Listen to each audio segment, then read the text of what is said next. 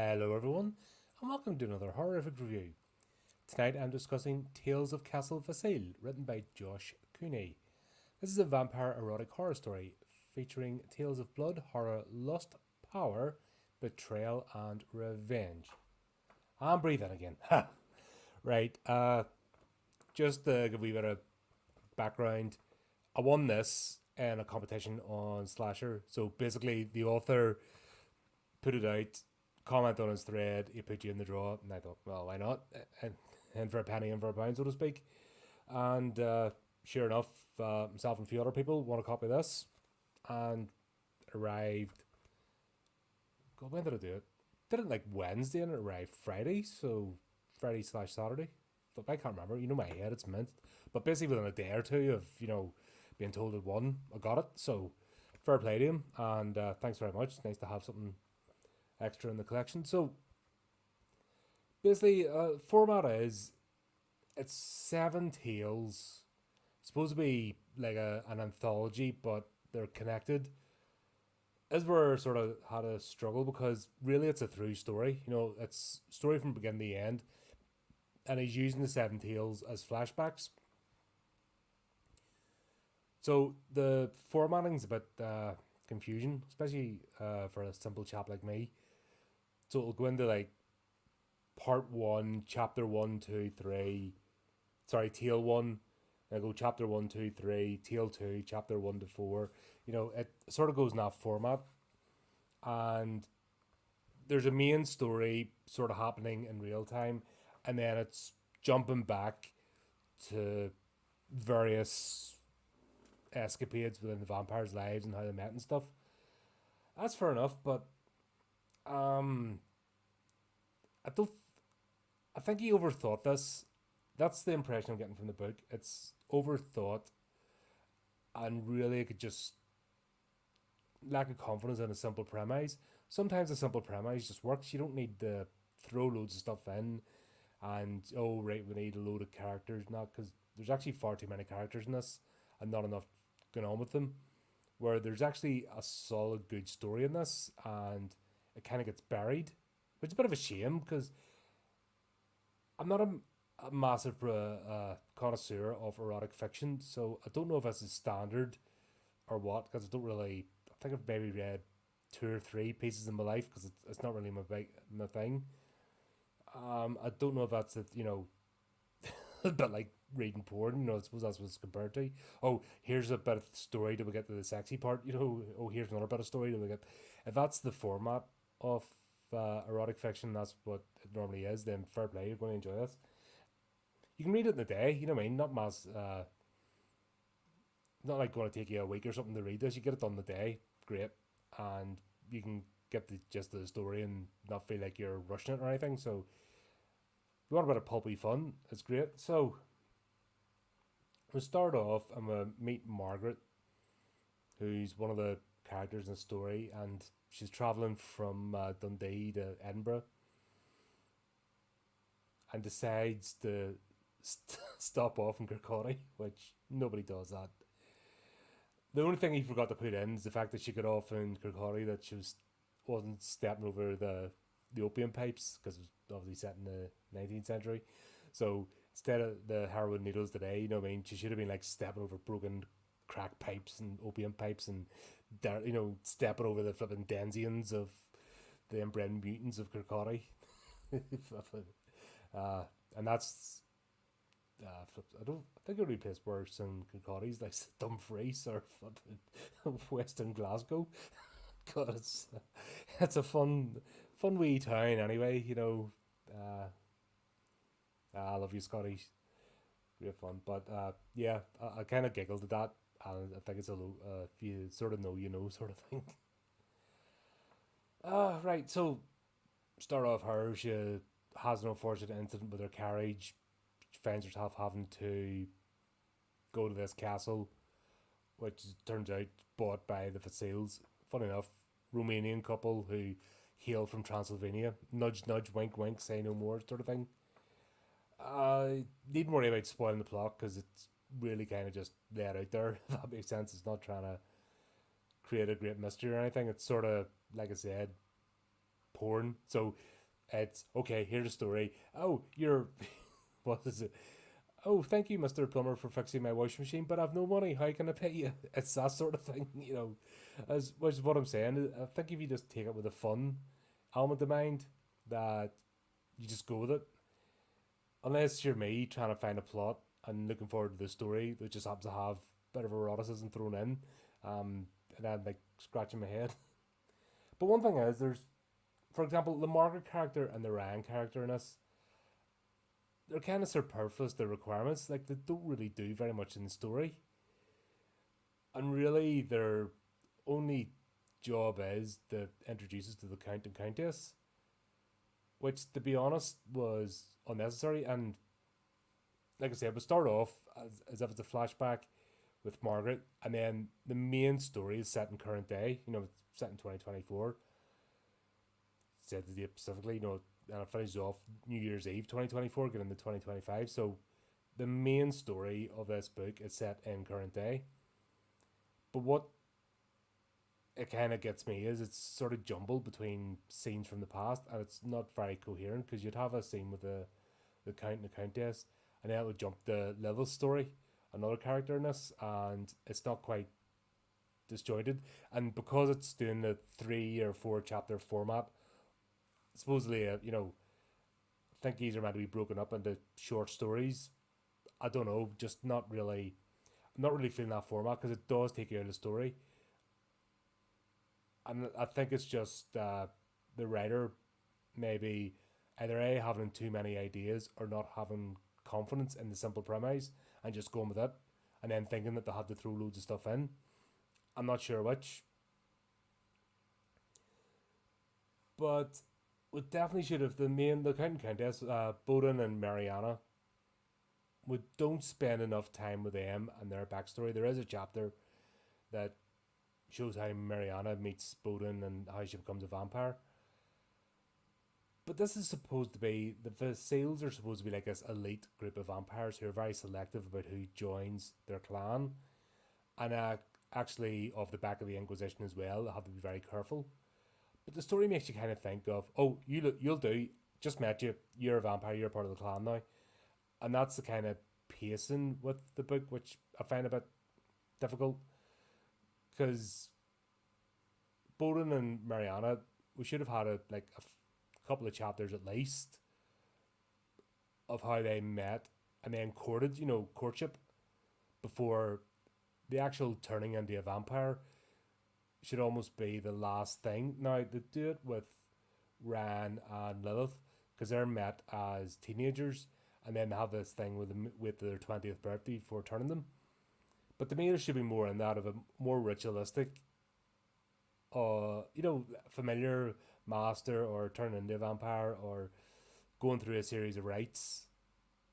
And then you can, of course, have the erotic stuff in between that, but to me, it just seems like they meet, and like the very same night, they're turned into a vampire, which is a complicated ritual as per this book that can only be performed by masters. So it's not like,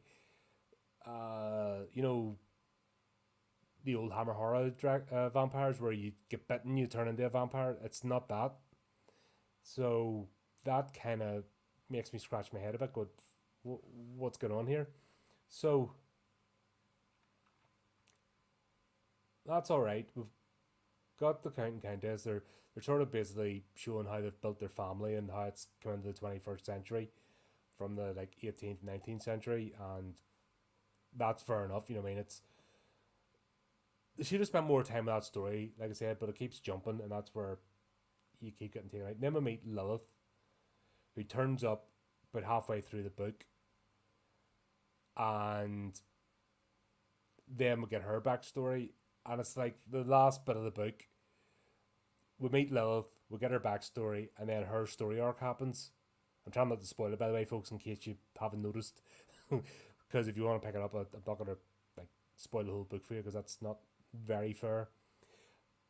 But she's the main character in this, so to me, she should have been at the start. So maybe the opening should have been Lilith being turned, her story, and then the Count and Countess explaining their backstory. Spend a bit of time out there before we then get to Elena and Armand. So there's an interesting story here. There's the Elena Armand story set in the modern day, and how they come. It's supposed to be how they come into this family or encounter them, but it doesn't really do that because it jumps every time you're sort of in that story. It jumps about, and the main stumbling points when you meet Lilith, that seems to be where the story just goes dunk dunk dunk, and derails a wee bit because it was going at a pace. Another option would have been not to have Lilith in this, but focus on Margaret, if that's what they wanted to do, because we'll have Margaret and Ren at the start. Then we briefly meet Margaret and Ren, like as a side piece. Then they disappear. Then they sort of reappear again towards the end of the book. And really, for the build up, especially with Margaret's story, we get no payoff for it. So that's what I'm saying. This would definitely benefit from being simpler. If you're going to stick with Margaret and Ram, stick with the Count and Countess, and then just play this modern story out and take out Lilith, or introduce Lilith at the start if that's the way you want your story to go, and then leave out Margaret and Ran because they don't really serve any purpose. So that being said, we've then got the modern story. We've got Armand and Elena. Armand's a private investigator. Elena's a top class chef. They're both professionals. They meet each other, become married, and then one of Armand's jobs leads him to a revelation which changes everything. That was an interesting story to play with, in fairness. It just gets derailed by the introduction of Lilith, and just letting that play out would have been better. I think, it just would have been simpler. I think he's overcomplicated this unnecessarily. It's almost like, oh god, I don't think I have enough story. Oh, I better put this in, and boom, it sort of takes you. And it's only a short book. It's not. If this was like twice the size, or Lilith would have been good for a sequel. He's actually done himself out of a sequel to this because there's enough. With the stuff going on, there's enough for like 2 books like that, and the Lilith arc could have been like sort of introduced and then brought in on a second book, but it's all sort of crammed into this one. Of it's only 200 odd pages. What is it? Not even 200, 185. Yeah. 187 pages. So not even 200 pages. He's cramming all this storyline in, and you don't really get a payoff for any of it. Which is a shame because there's actually some good beats there. I think it just needed stripped down and a wee bit more embellishment. Lilith's character arc itself, like I said, that the second part of that could have been another book. And when she meets the wizard, that that was a whole fascinating storyline. It's not something that's tackled a lot, magic users and supernatural beings, etc., and how they interact. That could have been a book in its own, but it's sort of shoehorned in here. And you kind of left a bit frustrated, like, oh, wouldn't mind that going on for a bit, but it's, it's like a chapter. And you're kind of like, oh, what? And then there's all this other stuff left hanging, which I think the only way I can say it, just all sort of comes crashing together at the end. Sort of the final chapter or two and the final scenes is just like somebody just let the brakes off the train, just went hurtling down the hill, and everyone just sort of collides together at the end, and it all gets tied up in a neat bow. Which once again, just I don't get it. It was there's plenty here to play with, and definitely go into a second book, but it's all just sort of thrown together at the end, which is a shame because there's story beats there, like I said, could have just been dragged out a little bit, just embellished, bit more about the family and the building of the family, if that makes sense, and the legacy, and a bit more about there's talk about being like the powerhouse of the vampire community, but we don't see it because we don't see the Vasile clan interacting with other clans or being paid homage to, or like, all that stuff's kind of left out. So it just becomes a footnote. But there's once again a whole other storyline which could have come into play later on in another book, but the way he's tied this up is just there's no room for a sequel. A sequel to this would be nothing. It would actually ruin it. Where at the moment it's just been a wee bit of Pulp Fiction. Is cool. Oh, hey Chris, how are you, man? But yeah, I was frustrated. I have to say, I was frustrated reading it because I can see what's going on there, but kind of went off, and definitely at the halfway point when love is introduced. Like I said, it just sort of trips itself up. There you go. There's another two characters like literally threw in for the last scene, Winston and Akiko, and I'll be honest with you, they feel like DEI inserts. All he says is their race, and that's it. That's all there is about the characters. And they're sitting in the bar, and then they're mentioned again at the end, and it's like you spend quite a bit of time talking about these two as if they're relevant, and with the way the story turns out, and they carry on, you're kind of like, did you just feel like, and especially he's the only one that really, these are the only two he talks about race. It's a bloody American thing. It's annoying. They're obsessed with that sort of stuff, but they mention him, and then you just think, did you feel like you had to put a character of this and a character of that in? Because it served no purpose. There's two characters that didn't even need to be written in. They really offered nothing, and then the fact that a whole 2 page talks about their race is like, are you taking boxes here, mate? Like, don't do that. That's not good. If you're gonna put someone in, give them a bloody story arc, because that's actually more insulting. Is just putting someone in, taking a box in, oh well, here's a this, here's a that, and then doing nothing with them. You may as well not bother, because that's actually worse, in my opinion, is just sticking 2 people in to say you've ticked the box. I was scratching my head at that, and then especially when the scene with them didn't turn out the way I planned, and or didn't turn out the way it looked as if it was going to happen, and you're kind of like, why? And then there's all the wasted build up of a lot of characters here, and it doesn't get paid out. So, yeah, that's my main complaint: is too many characters, too many story arcs, and it was all sort of feels rushed towards the end, where it all just gets thrown together. There seems to be this trend at the moment. This is about the second or third book of I've read this. Talking about things in the present sense. I really don't get it. She opens the door, she walks down the street as if it's happening right now. The main book is an account. It's a storytelling. It's taken from a third perspective. I know you can have first person point of view and stuff, but it's an account, so the stuff's already happened. So they opened the door, they went to the store, they did this. Not they're doing it right now in front of you. I don't know where this trend is coming from, but I've seen it, especially with indie writers. And is it like the cool thing to do right now? I just it took me about 3 chapters to sort of get my head around that.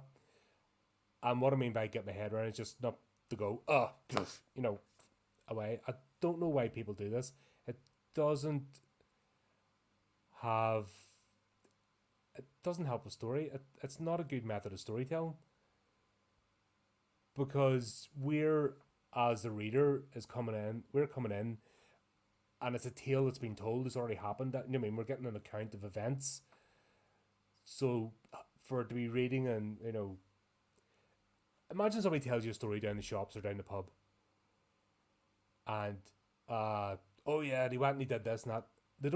Nobody talks to you and goes, oh yeah, he goes and he opens the door and he does this, and nobody talks like that. It's not a natural way to speak. It's not a way to impart information. It's very jarring. It is jarring. It just sort of makes you go, especially when you're reading it. It just doesn't work. I don't know where this trend has come from, and it's only come up in the last few years. I've noticed because you look at any many books over history, and it's not written in that format. This is a new phenomena, and I would like to stop, please. Just please stop. It's not. It's not good.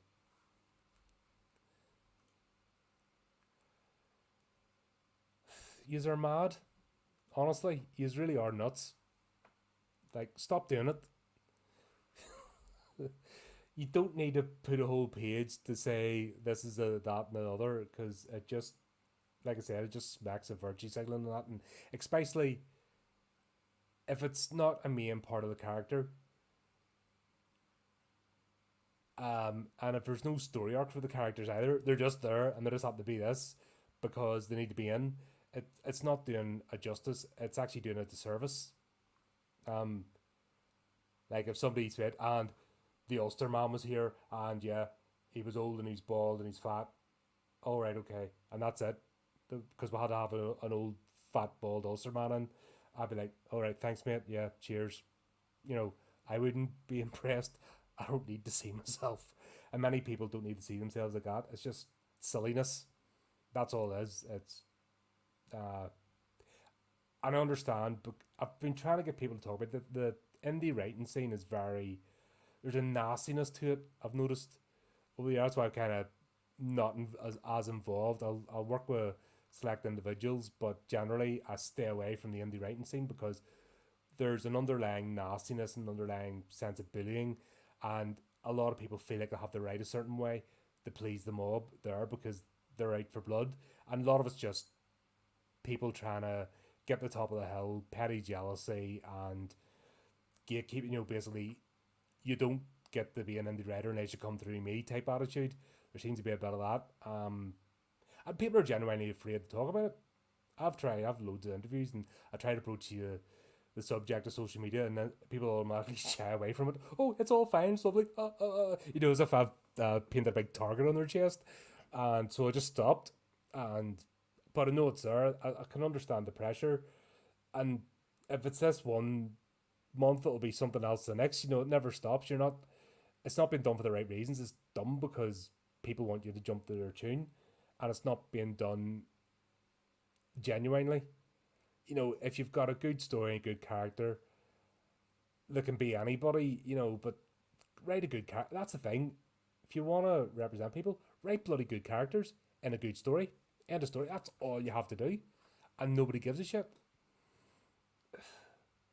But yeah, that was just a bit at the end. But yeah, there you go. There's that. Like I said, it could have been.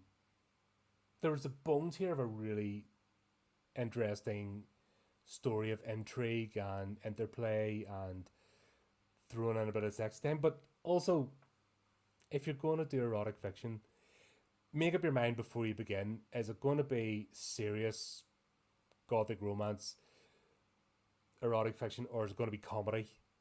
Because when she climbs onto his love rocket, you're not winning. When somebody's climbing onto somebody's love rocket, I'm just like, "Pah!" It's the same as do you know that thing I went around for ages about climbing into the hamster cave or something, mewling like a hamster is climbing there. You know, own it. To me, making statements like that as if you're embarrassed by it, like fucking just own it. If you're going to write erotic stuff, just write erotic stuff, but don't use that. No love rockets and pleasure caves, please. That's just nah. But there you go, right? But anyway, hope it wasn't too hard. Thanks, Josh. I actually did have a laugh reading it. It was it's probably fun. You know, that's it. If you don't be a nerd like me and pick apart every detail. Here's about a good old pulpy fun that you can read in a day, and give yourself a wee chuckle. And like I said, I liked Bowden and Mariana. I did. I liked them, and I would have liked to have liked Margaret and Ryan if I got a bit more about them. Lilith seemed like a bit much. Also, who in 19th century Italy calls her daughter Lilith? No, That, I mean, that would be burn the witch straight away as soon as you come out of the, burn the parents at the stake. Um, to me, she should have had another name like Maria or something, or was it Christina, or an Italian name, and then she should have taken Lilith when she turned into a vampire, as actually as the story went, in complete rejection of her culture. That would have been cool. But yeah, nobody in a deeply religious country calls their daughter Lilith or Lucifer or anything like that. They're just asking for trouble. But there you go. Hope you enjoyed it. Links in the description if you want to check it out for yourself. And just leaves me to say, until next time, keep updated with the channel, do the type of tricky things, and until next time, keep it creepy, keep it horrific.